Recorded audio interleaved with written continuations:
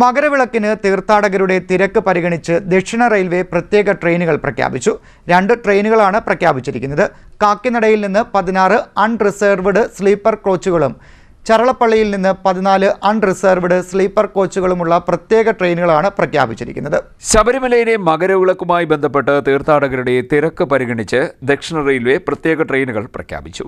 കാക്കിനടയിൽ നിന്നും 16 unreserved sleeper കോച്ചുകളും ചരളപ്പള്ളിയിൽ നിന്നും 14 unreserved sleeper കോച്ചുകളുമുള്ള പ്രത്യേക ട്രെയിനുകളാണ് പ്രഖ്യാപിച്ചിരിക്കുന്നത്. ജനുവരി 15 മുതലാണ് train number 0665 Kollam Kakinada town express special service യാത്ര ആരംഭിക്കുന്നത്.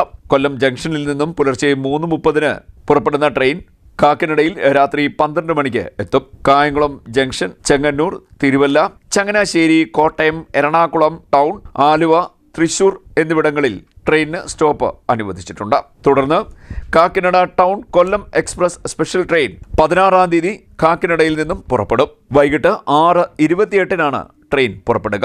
തിരുവനന്തപുരം സെൻട്രൽ ചരളപ്പള്ളി എക്സ്പ്രസ് 15-ന് പുറപ്പെടും. വൈകിട്ട് 3 മണിക്കാണ് ട്രെയിൻ പുറപ്പെടുക. CDNet news, Kayamkulam.